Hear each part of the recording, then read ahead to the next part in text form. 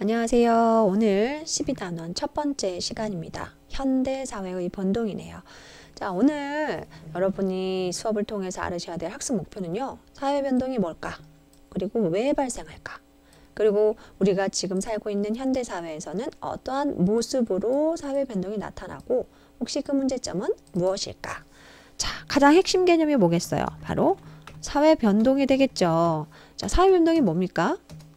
세상이 변화하는 거죠. 기존의 사회 질서가 어떻게 해요? 새로운 사회 질서로 변화하는 것. 새로운 사회 질서로 변화한다. 그런데 얘는 사회 한두 분야이겠어요? 아니죠. 사회 전반적인 정치, 경제, 교육, 문화 여러 가지 면에서 이러한 변화들이 어떻게 모든 분야에서 변화들이 일어나고 있다. 그 다음에 속도는 과거보다 점점점 사회 변동의 속도가 빨라지고 있다. 자, 여기 보시면요. 우리 교과서에 나와 있는 사진인데요.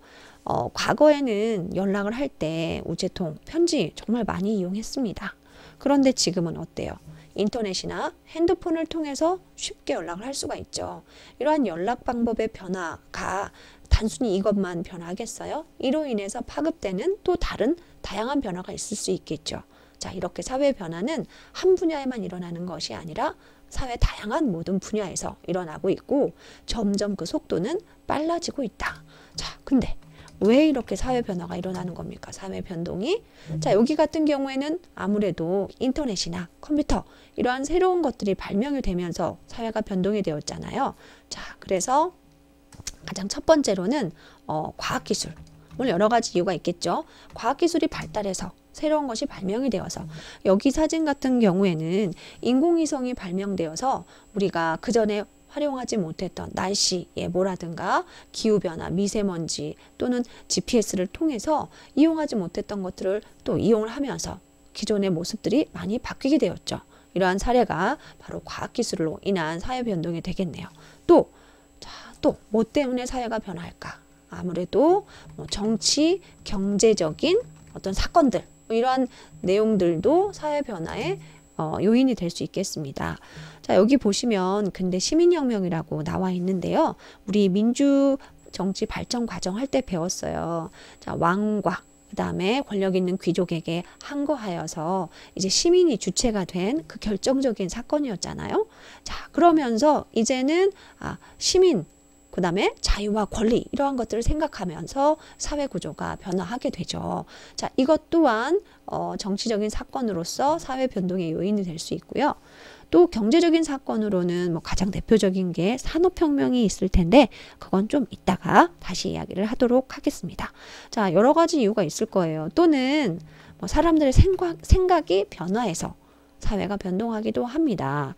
과거에 여기 자료를 보시면 과거에는 남녀 역할에 대한 어느 정도의 고정관념이 있었을 거예요. 그런데 이러한 것들이 변화하면서 가정에서의 어떤 남녀 역할과 또 사회에서의 어떤 여성의 사회 진출이라든가 이러한 남녀 역할이 많이 바뀌었죠. 자, 이러면서 기존의 모습에서 새로운 모습으로 사회가 바뀌어가는 것이 바로 또 가치관의 변화에 영향이 될 수 있겠고요. 또 정부의 정책이라든가 이러한 것도 해당이 될 수 있겠죠. 정부 정책의 변화도. 자, 이 외에도 여러 가지가 있을 수 있어요. 그래서 사회가 변동하는 의미와 특징, 원인들을 살펴봤는데요. 자, 두 번째. 자, 여러분이 지금 살고 있는 현대 사회는 어떤 사회 변동의 모습을 보일까요? 양상이라는 게 모습이잖아요. 크게 세 가지로 나타날 수 있어요. 현대사회에서 사회변동의 가장 큰 세 가지 모습. 자, 첫 번째는 산업화, 두 번째는 정보화, 세 번째는 세계화. 자, 많이 다 들어봤죠? 여러분 다 알고 계시는 개념일 거예요. 한번 정리를 해볼게요. 현대사회에서 겪고 있는 변동의 모습들은 산업화, 정보화, 세계화가 있다. 자, 하나씩 볼까요? 자, 첫 번째, 산업화. 산업화라는 게 뭡니까? 산업화라는 건 우리가 전체 산업에서 공업이 차지하는 비중이 올라가는 것이 바로 산업화입니다. 선생님 이게 무슨 말이에요? 자, 이게 뭐냐면 과거에는요. 사람이 인간이 필요로 하는 물건들을 어떻게 만들어냈습니까? 수작업을 통해서 아니면 자연에 있는 것을 그대로 채취해서 이용을 했었죠. 그런데 점차 기술이 발달하고 기계도 발명이 되면서 이제는 자연물을 그대로 이용하는 것이 아니라 어떻게 이용합니까? 뭔가 가공해서 이용을 하죠. 가공하려면 어떤 공간이 필요해요? 공장이 필요하고 기계가 필요하겠죠. 이렇게 공장에 기계를 돌려가면서 물건을 만들어내는 게 이게 바로 공업이잖아요. 그래서 전체 산업에서 이러한 공업이 차지하는 비중이 점점 많아지면 그 비중 많아지는 것을 산업화라고 이야기를 합니다. 자, 참고로 우리 산업화에 가장 먼저 일어났던 결정적인 사건이 바로 뭡니까?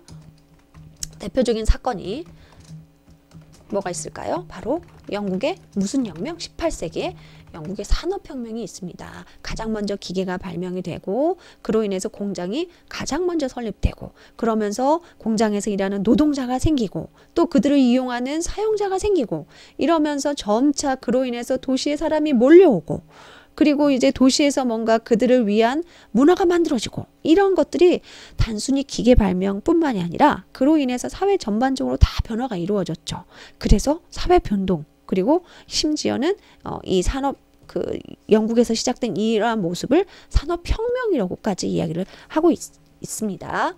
자, 그렇다면 산업화는 어떤 특징을 갖고 있을까? 방금 다 사실 이야기를 했어요. 공장에서 대량으로 물건을 찍어냅니다. 뭐가 이루어질까요? 물질적인 풍요. 자, 많이 만들어내고 누군가는 돈을 아주 많이 벌겠죠. 물질적인 풍요. 자, 그럼 인구 어떻게 될까요? 인구 당연히 증가할 거고요. 누군가는 또 이제 시골에서 농사 짓고 그러지 않아요. 어떤 사람들은 일부는 도시에 일자리가 많은 곳으로 많이 몰려가겠죠. 그러면서 도시에 사람이 엄청나게 많아져요. 도시와 또 대다수의 많은 사람들이 인구가 증가하면서 대다수의 많은 사람들이 생기게 되죠. 이런 사람들을 뭐라 그래? 대중이라고 하잖아요. 자, 이런 사람들이 그들만의 문화를 만들게 되고 또 그들을 위한 교육도 만들어내고 자, 어때요? 단순히 기계 발명에서 끝나지 않았죠. 기계 발명을 통해서 공장을 돌렸을 뿐인데 그로 인해서 정말로 많은 변화가 일어나게 됩니다. 선생님이 이것만 적었는데요. 뭐 이로 인해서 의료기술이라든가 과학기술이라든가 또 선박, 항해 기술이라든가 이러한 것들이 다 같이 변화하면서 점차적으로 사회 모습이 아주 크게 달라지게 되는 거죠. 자, 그렇다면 이러한 산업화, 선생님 너무 좋은데요. 문제점이 없을까요? 있다는 거죠. 자, 아까 선생님이 이야기했어요. 공장을 갖고 있고 뭔가 기계를 대량으로 갖고 있는 사람들, 노동자를 이용하는 사람들은 어때요? 아주 부자가 될 수 있는 기회가 되는 거고 그거를 소유하지 않는 사람들은 어때요? 가난한 자가 되는 거죠. 자, 무슨 격차가 생긴다? 빈부격차가 생깁니다. 누구와 누구 사이에? 노동자와 사용자 사이에. 자, 노동자와 사용자 사이에 이러한 빈부격차가 생길 수 있다라는 거고요. 또 하나는 새로운 공장제 기계공업이 발달을 하면서 무슨 오염 문제가 발생할 수 있다. 네, 환경오염 문제가 발생할 수 있다. 자, 이러한 문제점이 생길 수 있겠습니다. 자, 우리 두 번째 현대사회의 변동의 양상 두 번째 뭐가 있었어요? 자, 두 번째는 바로 뭡니까? 정보화. 정보화라는 게 뭐예요? 정보화는 이 시대는 이러한 변화는 되게 중요해요. 뭐가 중요해? 그 사람이 갖고 있는 지식, 그 사람이 갖고 있는 정보. 이게 아주 중요합니다. 아까 산업화는 얼마나 많은 공장, 얼마나 많은 땅, 얼마나 많은 돈 이런 것을 갖고 있는 게 중요했다면 정보화 사회에서는 얼마나 고급 정보를 갖고 있는지가 되게 중요합니다. 이러한 고급 정보나 지식이 되게 중요해지는 사회를 정보화 사회라고 해요. 자, 그럼 어떤 특징을 갖고 있어요? 자, 편리하다. 생활이 편리해질 수 있습니다. 지식과 정보를 활용해서 그 전부 다 편리한 생활을 할 수도 있고 자, 우리 컴퓨터, 인터넷, 과학기술 생각하면 되겠죠. 또 물건을 만드는 생산성도 아주 올라갈 수 있다. 또 우리 컴퓨터 인터넷을 통해서 다양한 개인의 정치 참여도 가능하고 발언도 가능하고 우리 너튜브를 통해서 얼마든지 이야기 가능하잖아요. 개인의 다양한 참여도 가능합니다. 자, 그럼 문제점은 없을까? 자, 정부와의 문제점 되게 밝은 면만 있을 것 같지만 분명 문제점도 있습니다. 여러분도 혹시 그 문제점에 해당하는지 또 나는 주변에서 보고 있진 않은지 한번 생각해 보세요. 자, 정보를 갖고 있는 사람이 우위에 서는 그런 사회가 바로 정보예요. 고급 정보가 있어야 된다는 얘기죠. 그럼 없는 사람은 바로 이게 이제 정보 격차가 발생한다는 거예요. 아까 산업화는 돈이 있고 없고 재산이 있고 없고 이게 중요하잖아요. 하지만 정보화 사회는 이 고급 정보가 있는지 없는지에 따라서 격차가 발생하는 정보 격차가 발생하고요. 또 뭐가 침해가 될 수 있다. 정보통신 기술이 아주 발달해서 이것을 잘못 사용하면 사생활 침해가 될 수 있고 때로는 이게 뭔가요? 사이버 범죄가 될 수도 있고 또 인터넷 중독의 문제도 발생할 수 있다라는 겁니다. 자, 그러면 이제 마지막. 자, 뭡니까? 세계화. 아, 배웠어. 우리 초등학교 때도 배웠을 거야. 세계화, 지구촌, 우리는 한 나라, 한 이웃, 뭐 이런 얘기 들었잖아요. 자, 세계화는 뭐냐면요. 자, 과학기술 발달하죠. 교통, 통신기술 발달하죠. 자, 그러다 보면 다른 나라와 교류 어떻게 돼요? 교류가 아주 증가하고 또 그 교류도 아주 쉽죠. 교류가 쉬워집니다. 그렇겠죠? 그러다 보면 국가 간에 어때요? 국가 간 의존도가 아주 높아지겠죠. 자, 그러면서 이제 우리나라 안에서 모든 걸 해결했던 그 시대가 아니라 얼마든지 교통통신 기술이 발달하면서 교류가 쉬워지니까 다른 나라에서 가져올 수 있는 거 가져오고 우리나라 거 얼마든지 또 내보내고 하면서 국가 간의 어떤 교류가 아주 많이 활발해지고 의존도가 높아지는 것. 이게 바로 세계화입니다. 그러니까 지구촌이라고 생각하시면 되겠죠. 하나의 마을이라는 개념입니다. 세계가요.